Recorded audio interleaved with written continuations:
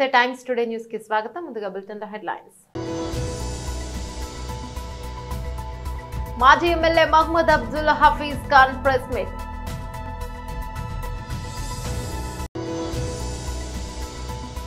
మంగళగిరిలో ఇళ్ల పట్టాలు పంపిణీ చేస్తున్న మంత్రి నారా లోకేష్.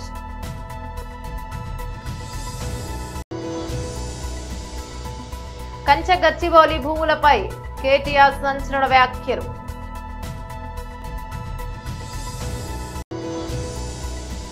బీజేపీ ఓబీసీ మోర్చా రాష్ట్ర అధ్యక్షుడు శ్రీ గంధమల ఆనంద్ గౌడ్ మీడియాతో మాట్లాడారు.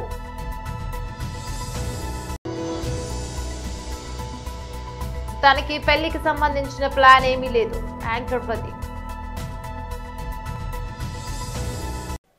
డీటెయిల్స్ చూస్తే మాజీ MLA Mohammed Abdul Hafeez Khan press meet నిర్వహించారు. ముస్లిం సమాజానికి దానికి విరుద్ధంగా మీరు ఈ బిల్లుని పెడుతున్నారు, మీరు బుల్డోస్ చేసేస్తున్నారు ఈ బిల్లుని అని చెప్పి కూడా క్లారిటీగా చెప్పడం జరిగింది. ఆర్టికల్ 13 అంటే సుప్రీం ఏమో కాన్స్టిట్యూషన్ అవుతుంది, లెజిస్లేచర్స్ కారు అని చెప్పి చెప్పడం జరిగింది. మరి కాన్స్టిట్యూషన్ మాకు ఏం రైట్స్ ఇస్తుంది అంటే ఆర్టికల్ 13లో కానీ, ఆర్టికల్ 14లో కానీ, ఆర్టికల్ 25లో కానీ, 26లో కానీ, 25, 26లో అయితే చాలా స్పష్టంగా మాకు ఫ్రీడమ్ ఆఫ్ రిలీజియన్, మేము మా ఇన్స్టిట్యూషన్స్ని స్థాపించుకోవడము, భూములు కొనుక్కోవడము, పెట్టుకోవడము, దానికి మొత్తం నడిపించుకోవడము అనేది మొత్తము ముస్లిమ్సే కాదు ప్రతి ఒక్క రిలీజియన్కి సంబంధించిన మనిషి భారతదేశంలో చాలా ఫ్రీడమ్తో చేసుకోగలుగుతారు అని చెప్పి చెప్పడం జరిగింది.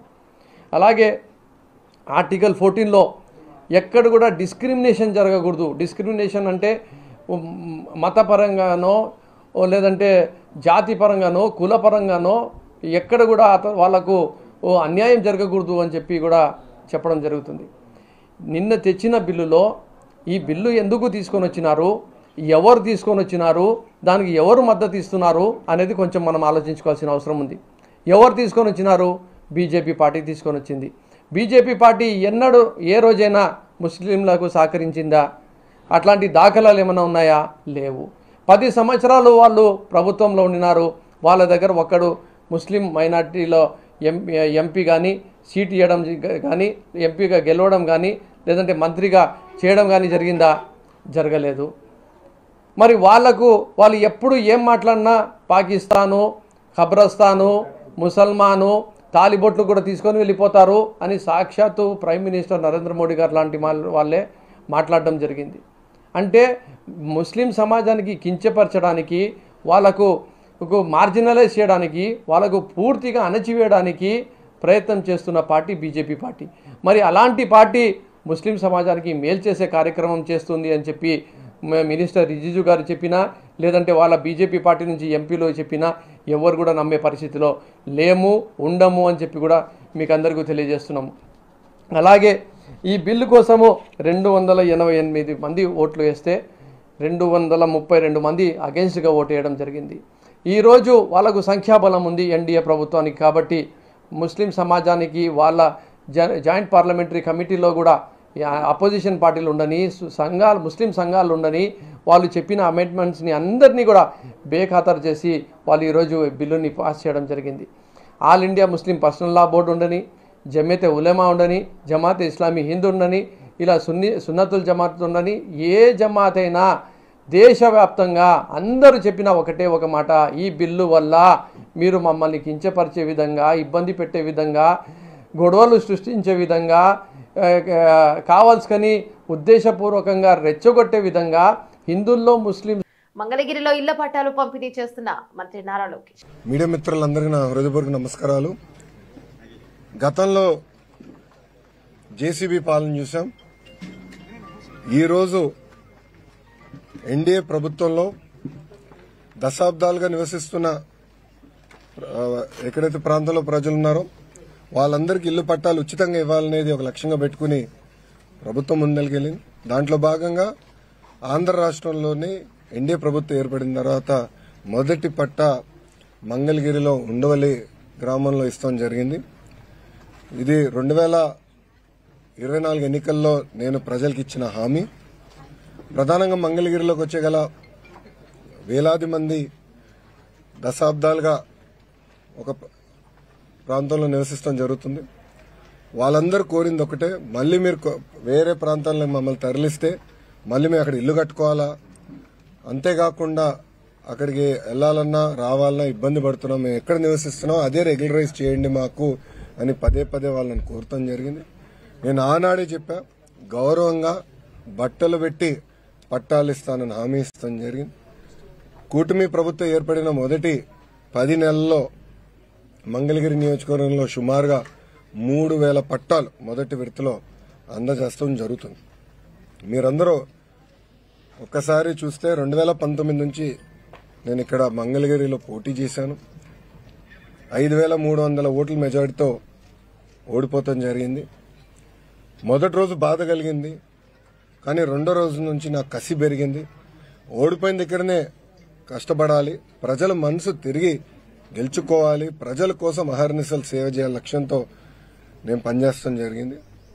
2019 నుంచి 24 వరకు సొంత నిధులు ఖర్చు పెట్టి దాదాపు 26 సంక్షేమ అభివృద్ధి కార్యక్రమాలు మంగళగిరి ప్రజల కోసం నేను చేస్తాం జరిగింది.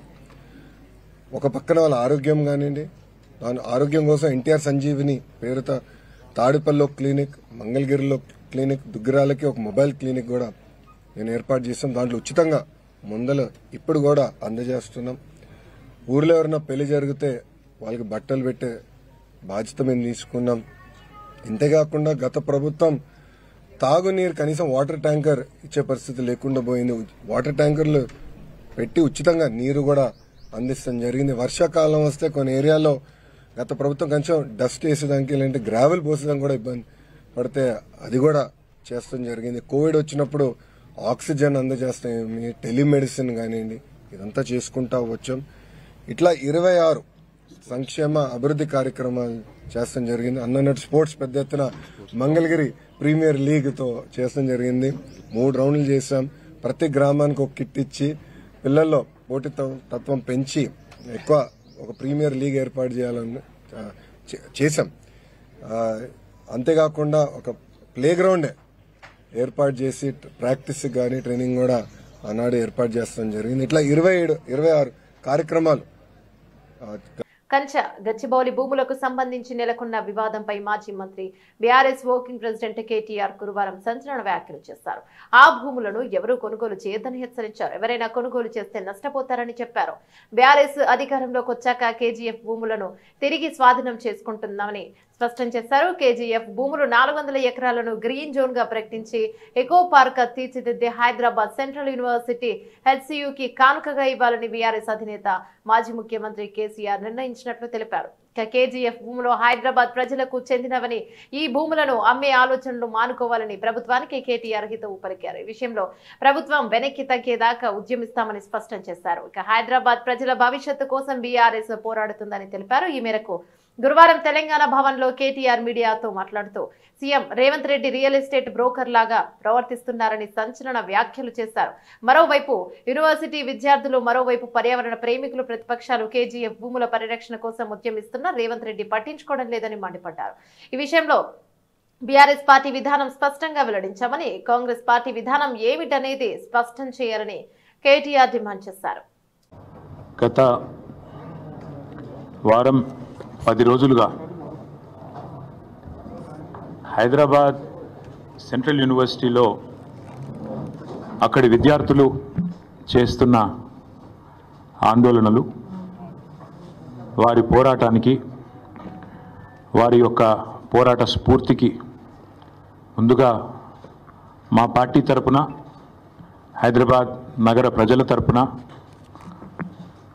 హృదయపూర్వకంగా వారికి సల్యూట్ చేస్తూ, ఎందుకంటే అసామాన్య ప్రతిఘటన, గొప్ప పోరాట పటిమ, ఒక తెలంగాణ ఉద్యమంలో ఆనాడు ఒక ఉస్మానియాలో, ఒక కాకతీయ యూనివర్సిటీలో, ఒక మహాత్మా గాంధీ యూనివర్సిటీలో, పాలమూరు యూనివర్సిటీలో, శాతవాహన యూనివర్సిటీలో ఎట్లాంటి పోరాటాన్ని అయితే ఆనాడు చూసినామో అంతకు ధీటుగా ఈరోజు రాష్ట్ర ప్రభుత్వాన్ని సవాల్ చేస్తూ ఈ పోరాటంలో వీరోచితంగా ముందున నడుస్తున్న మా తమ్ముళ్ళకి, చెల్లెళ్ళకి హృదయపూర్వకంగా తెలంగాణ ప్రజల తరపున వారికి సల్యూట్, వారికి నా ధన్యవాదాలు కూడా చెప్తా ఉన్నాను. 10 రోజులుగా ఇంత పెద్ద పోరాటం జరుగుతుంటే సహజంగా ప్రజాస్వామిక లక్షణాలున్న ప్రభుత్వం అయితే వారిని పిలవాలి, మాట్లాడాలి, వారి ఆందోళనలను విరమింపజేసే ఆలోచన చేయాలి. కనీసం వారితో పిలవకపోయినా కనీసం అక్కడికన్నా ప్రభుత్వ ప్రతినిధులను పంపి ఒక మంత్రి గారినో లేదా బాధ్యత గల వ్యక్తులను అధికారులను పంపి వారికి కొంత వివరించి చెప్పే ప్రయత్నం చేయాలి. కానీ ఈ ప్రభుత్వ వైఖరి ఎట్లా ఉంది? ఆందోళనలు చేస్తున్న విద్యార్థులను పట్టుకొని గుంటనక్కలు, అక్కడ జింకలు లేవు, గుంటనక్కలు ఉన్నాయని స్వయంగా ముఖ్యమంత్రి గారు మాట్లాడుతున్నారు. ఇంకొక మంత్రి గారు అయితే పేమెంట్ బ్యాచ్ అని చెప్పి విద్యార్థులను చిన్నగా చేసే విధంగా, వాళ్ళని అల్పంగా చూపే విధంగా ఇంకొక మంత్రి గారు నోరు బారేసుకుంటారు. ఉప ముఖ్యమంత్రి గారు అక్కడ జంతువులే లేవు, అదంతా AI జనరేటెడ్, ఆర్టిఫిషియల్ ఇంటెలిజెన్స్ ద్వారా జనరేట్ అయిన ఇమేజెస్ అని తన కృత్రిమ మేధస్సును ఆయన బయట పెట్టుకున్నాడు. ఇది పరిస్థితి. మేము ప్రభుత్వానికి చెప్పేది ఏమంటే, ఇది దాయాదుల పోరు కాదు, ఆస్తి తగాదా అంతకంటే కాదు. భూమి నీదా నాదా అని కొట్టుకునేందుకు రేవంత్ రెడ్డి ఆ పిల్లలకు వేలు విడిచిన మేనమామనో బాబాయో తాతనో కాదు. రేవంత్ రెడ్డి ఈరోజు 4 కోట్ల మంది ప్రజలున్న ఈ రాష్ట్రానికి ముఖ్యమంత్రి. అంటే ఈ రాష్ట్రంలో 4 కోట్ల మంది కట్టే పన్నులతో జీతం తీసుకునే ఒక ప్రతినిధి. నిజంగా చెప్పాలంటే రూలింగ్ పార్టీ అని మా పెద్దలు కేసీఆర్ గారు ఎప్పుడు చెప్తుంటారు. రూలింగ్ బీజేపీ ఓబీసీ మోర్చా రాష్ట్ర అధ్యక్షుడు శ్రీ గంతమల్ల ఆనంద్ గౌడ్ మీడియాతో మాట్లాడారు.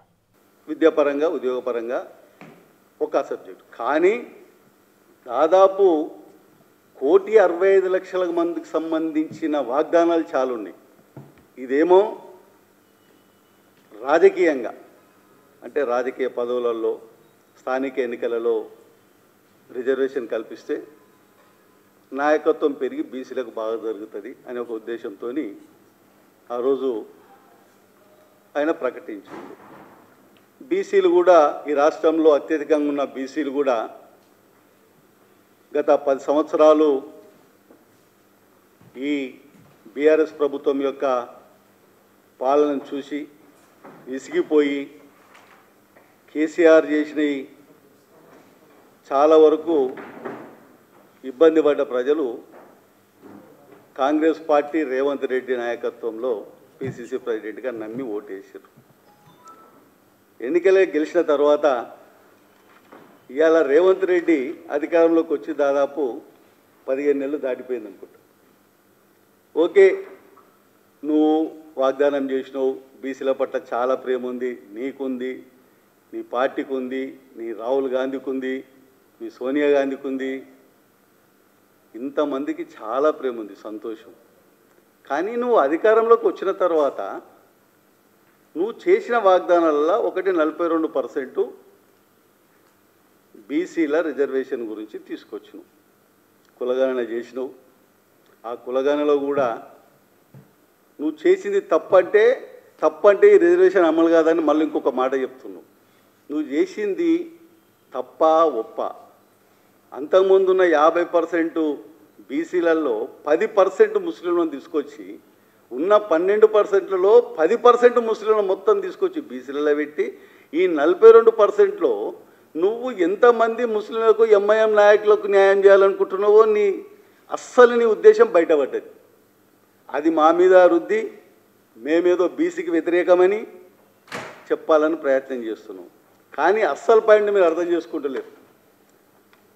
ఒక వ్యక్తి ఎప్పుడన్నా ఒక వ్యాపారం చేయాలని అప్పులు చేస్తాడు. నేను ఇది చేస్తా, అది చేస్తా, మీకు ఇట్లా లాభాలు వస్తాయి, అట్లా లాభాలు వస్తాయి, నేను ఇస్తా అంటాడు. ఆ తర్వాత అవి తీర్చలేక కోర్టుకు పోతారు, ఐపీ అని పెట్టుకుంటారు, ఇన్సాల్వెన్సీ అని పెట్టుకుంటారు, ఐపీ. రేవంత్ రెడ్డి గారు ఇవాళ తెలంగాణ ప్రజలకు ఐపీ పెట్టుకుండు, కోర్టుకు పిటిషన్ వేసిండు, ఇన్సాల్వెన్సీ పిటిషన్ వేసిండు. ఏంది? నేను దివాల్ అవుట్ అయిపోయినా, నన్నెవరు నమ్ముతలేరు, నాకు అప్పు ఉడతలేదు, నేను ఎక్కడికి వెళ్ళినా ఎవ్వరు కూడా చేతులు ఎత్తేస్తున్నారు, ఇట్లనే చేస్తారు, ఈ ఐపీ పెట్టుకుంటూ ఇట్లనే చేస్తారు. ఎందుకంటే నా దగ్గరికి ఎవరు రావద్దు, నేను అయిపోయినా అని చేతులు లేవెట్టేస్తారు. రాష్ట్ర ప్రజలకు ఆయన నోటితోనే అని చెప్పిండు. రాష్ట్ర ప్రజలు బులితెర యాంకర్ ప్రదీప్ మీడియాతో మాట్లాడారు. ఇక తన గురించి సోషల్ మీడియాలో తన వివాహం గురించి సామాజిక మాధ్యమాల్లో విస్తృతంగా ప్రచారం జరుగుతుంది. ప్రచారంపై ఆయన తాజాగా ఒక ఇంటర్వ్యూలో స్పందించారు. ప్రస్తుతానికి పెళ్లికి సంబంధించిన ఆలోచనలు ఏమీ లేవని, జీవితంలో స్థిరపడాలని అనుకుంటున్నానని తెలిపారు. తనకు కొన్ని కళలు లక్ష్యాలు ఉన్నాయని వెల్లడించారు. మొదట వాటిని సాధించాలని ఆయన పేర్కొన్నారు. ఇక తన కళలు లక్ష్యాలు కాస్త ఆలస్యం కావడంతో మిగిలిన విషయాలకు కూడా కొంత సమయం పడుతుందని అన్నారు. అయితే అన్ని సరైన సమయానికి పూర్తవుతాయని తాను బలంగా నమ్ముతున్నానని చెప్పారు. రాజకీయ నాయకురాలితో తనకు వివాహం జరగనుందని కొందరు ప్రచారం చేస్తారని అన్నారు. అంతకుముందు ఒక రియల్ ఎస్టేట్ కుటుంబానికి చెందిన అమ్మాయితో కూడా పెళ్లి జరుగుతుందని పుకార్లు వచ్చాయని, త్వరలో ఒక క్రికెటర్ అంటారేమో అని నవ్వుతూ అన్నారు. ఇక అవన్నీ కేవలం వినోదాత్మక ప్రచారాలు మాత్రమేనని ప్రదీప్ అన్నారు.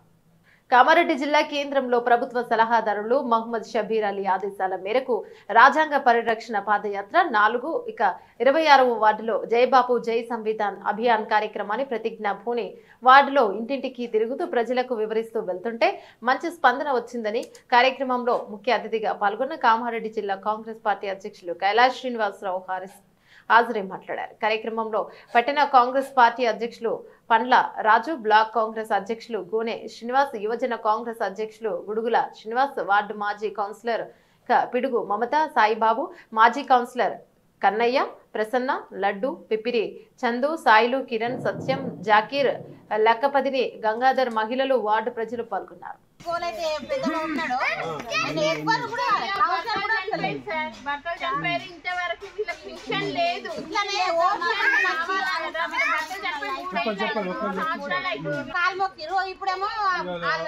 తెలుస్తాయన ముఖ్యమంత్రి కామారెడ్డికి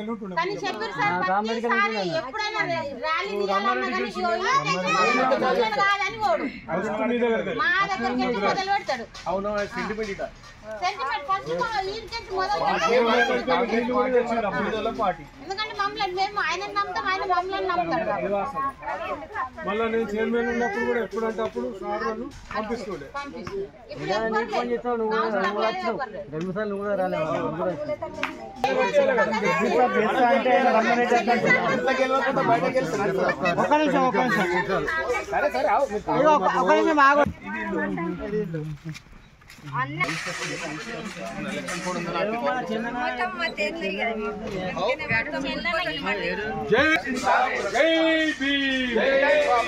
జై బాపు, రక్షించాలి, రక్షించాలి,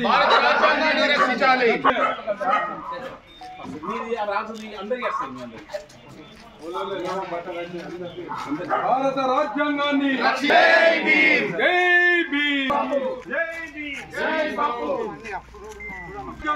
రక్షిద్దాం, రక్షించిన భారత రాజ్యాంగాన్ని మాజీ కౌన్సిలర్లు వాళ్ళ ఆధ్వర్యంలో, మరి పిడుగు మమతా సాయి వాళ్ళ ఆధ్వర్యంలో ఇక్కడ జరిగింది. ముఖ్యంగా రాజ్యాంగ పరిరక్షణ పాదయాత్ర అంటే భారత రాజ్యాంగాన్ని తుంగల తొక్కాలు అందిస్తున్న కేంద్ర బీజేపీ ప్రభుత్వాన్ని తరిమి కొట్టాలనే ఉద్దేశంతో రాహుల్ గాంధీ గారు ఇచ్చిన ఈ యొక్క కార్యక్రమాన్ని వాడవాడల గ్రామంలో విలేజ్లో దేశవ్యాప్తంగా జై బాపు, జై భీమ్, జై సంవిధాన్ అభియాన్ యొక్క కార్యక్రమాన్ని చేపట్టి ఈ రోజుతో ఆగదు. ఇది టోటల్గా రాజ్యాంగాన్ని పరిరక్షించడానికి సుమారు సంవత్సర కాలం పాటు గ్రామంలో, గల్లీలో, వీధిలో, జిల్లా కేంద్రంతో పాటు మండల కేంద్రాల్లో కూడా ఈ యొక్క కార్యక్రమం చేపట్టడం జరుగుతుంది. కామారెడ్డి నియోజకవర్గంలో షబీర్ అలీ గారి నాయకత్వంలో, రాష్ట్రంలో మహేష్ కుమార్ గౌడ్ గారు పిసిసి అధ్యక్షులు, అలాగే రేవంత్ రెడ్డి గారి నాయకత్వంలో చేపట్టడం జరుగుతుంది. కాంగ్రెస్ పార్టీకి ఓటు వేసినందుకు విచారం వ్యక్తం చేస్తున్నాను. కాంగ్రెస్ ప్రభుత్వం వస్తే పిల్లల భవిష్యత్తు బాగుంటుందని మా పేరెంట్స్ చెప్తే కాంగ్రెస్ పార్టీకి ఓటు వేశాను. ఇప్పుడు కాంగ్రెస్ ప్రభుత్వం పిల్లలకు భవిష్యత్తు లేకుండా చేస్తోంది. ఇది యూనివర్సిటీ ల్యాండ్ కానప్పుడు మా యూనివర్సిటీలో జేసీబీలు ఎందుకు ఉన్నాయి? రేవంత్ రెడ్డిది రియల్ ఎస్టేట్ మెంటాలిటీ. ఫుట్బాల్ పేరుతో మొత్తం 400 ఎకరాలను చూడడానికి వచ్చాడు. ఈ యూనివర్సిటీలో ఉన్నవి జింకలు, నెమళ్ళు ఇంకా ఎక్కడా లేవు.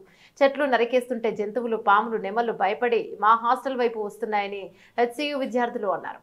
ఆ యూనివర్సిటీలో ఎందుకున్నాయి యూనివర్సిటీకి సంబంధం లేదు. 400 ఎకరాల్లో ఉన్నాయి. మా యూనివర్సిటీ అండి, మేమున్నది అది, మా క్యాంపస్ లోపల ఉన్నది, మా కంపౌండ్ లోపల ఉన్నది అది. ఇక్కడ వరకు ఏమంటున్నారంటే ఇది ప్రజల ఆస్తి, ప్రభుత్వ విజయం, మేము కోర్టులో కేసేసి కొట్లాడి గెలుచుకున్నాం. ఇది అప్పుడెప్పుడో ప్రైవేట్ సంస్థ కేటాయించిన 1974 యూనివర్సిటీ ఎస్టాబ్లిష్మెంట్ అయింది. అప్పుడు మాకిచ్చింది యూనివర్సిటీ ల్యాండ్ కేవలం అకాడమిక్ పర్పస్ కి మాత్రమే యూజ్ చేయాలని చెప్పి. అవునా కదా? యూనివర్సిటీ ల్యాండ్ అకాడమిక్ పర్పస్ కి యూజ్ చేయడం. ఇప్పుడు యూనివర్సిటీ ల్యాండ్ కాదని చెప్పినప్పుడు యూనివర్సిటీ స్టూడెంట్స్ ఎందుకు రేగుతున్నారు నాకు అర్థం కాదు. ఇప్పుడు పెయిడ్ ఆర్టిస్టులు వాళ్ళందరూ చేస్తున్నారంటే మీకు మీడియా కలో లేదు. లోపల వచ్చి చూడండి ఎంతమంది వందల జనాలు ఒకే మోటో మీద ఉన్నారు. వందల స్టూడెంట్స్, వాళ్ళకి ఏం అవసరం క్లాస్ లో వదిలిపెట్టుకొని చేయడానికి? అంటే ఇప్పుడు ఈ గేట్ల మధ్యలో ప్రొటెస్ట్ చేయడం అంటే ఇది మాత్రం స్వేచ్ఛ, ప్రొటెస్ట్ చేసుకునే స్వేచ్ఛ కూడా లేదు తెలంగాణలో. ఏం చెప్తారు సీఎం గారికి పర్సనల్ గా నేను ఓటేసానండి. జరిగిన సీఎం ఎలక్షన్స్ లో పర్సనల్ గా నేను ఓటేసాను. Now I'm regretting that decision. ఎందుకంటే ఆయన మాకు మా పేరెంట్స్, మా ఫ్యామిలీస్ చెప్పింది ఏంటంటే కాంగ్రెస్ పరిపాలన వస్తే పిల్లల భవిష్యత్తుకి, ఎంప్లాయ్మెంట్ కి వాళ్ళు ఆలోచిస్తారని చెప్పి. అది ఇక్కడ పిల్లల భవిష్యత్తుని తీసేసి వాళ్ళు కట్టుకునే డెవలప్మెంట్ ఎవరికి ఉపయోగం అండి? ఇప్పుడు స్టేట్ భవిష్యత్తు బాగుంటుందని కాంగ్రెస్ కోటేశారు. మరి ఇప్పుడు ఎలా ఉంది? ఇప్పుడు రిగ్రెట్ అవుతున్నా నేను ఆ డిసిషన్ ని రిగ్రెట్ అవుతున్నా నేను. ఎందుకంటే ఇప్పుడు యూనివర్సిటీ ఆఫ్ హైదరాబాద్ ల్యాండ్ కాదని చెప్పినప్పుడు మరి రేవంత్ రెడ్డి గారు ఎందుకు రియాక్ట్ అవ్వట్లేదు? ఇప్పుడు రియాక్ట్ అవ్వచ్చు కదా, యూనివర్సిటీ పక్క ప్రూఫ్స్ తో ఉండొచ్చు కదా. మీరు కూడా మొత్తం ఏదో కొన్ని ప్రతిపక్ష నాయకులు ఫేడ్ బ్యాచ్ అట్లా కూడా వార్తలు వినపడుతున్నాయి. స్టూడెంట్స్ అండి మేము. AP deputy CM Pawan Kalyan పై ప్రముఖ నటుడు ప్రకాష్ రాజ్ మరోసారి కీలక వ్యాఖ్యలు చేశారు. తాజాగా ఇంటర్వ్యూలో పాల్గొన్న ఆయన జాతీయ అవార్డులు, పాలిటిక్స్ పై తన అభిప్రాయాలను పంచుకున్నారు. ఇందులో భాగంగా పవన్ గురించి కూడా మాట్లాడారు. రాజకీయాల్లోకి అడుగుపెట్టిన సమయంలో ప్రజా సమస్యల గురించి మాట్లాడిన పవన్ ఇప్పుడు అధికారంలోకి వచ్చాక వాటి గురించి పెద్దగా పట్టించుకోవడం లేదనే భావన ఈ సందర్భంగా ప్రకాష్ రాజ్ వ్యక్తం చేశారు. అధికారంలో ఉండి కూడా ప్రజా సమస్యలు పరిష్కరించకుండా టైంపాస్ పనులేంటి అని నిలదీశారు. అన్ని రకాలుగా మాట్లాడడానికి ఇదేం సినిమా కాదన్నారు. కాగా గతంలోనూ పవన్ ఉద్దేశించి ప్రకాష్ రాజ్ సోషల్ మీడియా వేదికగా పోస్టులు పెట్టిన విషయం తెలిసిందే. ఇక తిరుమల శ్రీవారి ప్రసాదం లడ్డు వివాదంపై మాట్లాడిన ప్రకాష్ రాజ్ ఇది చాలా సున్నితమైన అంశంగా పేర్కొన్నారు. ఇలాంటి వాటి గురించి మాట్లాడేటప్పుడు సరైన ఆధారాలతో జాగ్రత్తగా వ్యవహరించాల్సిన అవసరం ఉందన్నారు. ఒకవేళ నిజంగా లడ్డు తయారీలో కల్తీ జరిగి ఉంటే బాధ్యులను వెంటనే శిక్షించాలని తెలిపారు. అలాగే తాను సనాతన ధర్మాన్ని వ్యతిరేకిని కాదని అన్నారు. బులెటిన్ ముగించే ముందు హెడ్లైన్స్ మరోసారి. మాజీ MLA Mohammed Abdul Hafeez Khan press meet.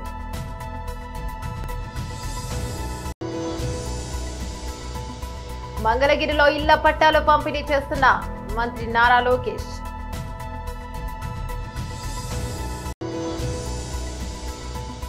కంచె గచ్చిబౌలి భూములపై కేటీఆర్ సంచలన వ్యాఖ్యలు.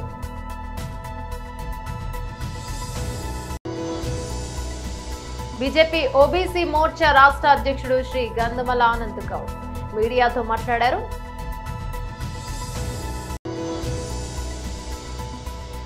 తనకి పెళ్లికి సంబంధించిన ప్లాన్ ఏమీ లేదు యాంకర్ ప్రదీప్. ఇవి బులెటిన్ డీటెయిల్స్. మరో బులెటిన్ మళ్ళీ కలుసుకుందాం. అంతవరకు సెలవు. నమస్తే.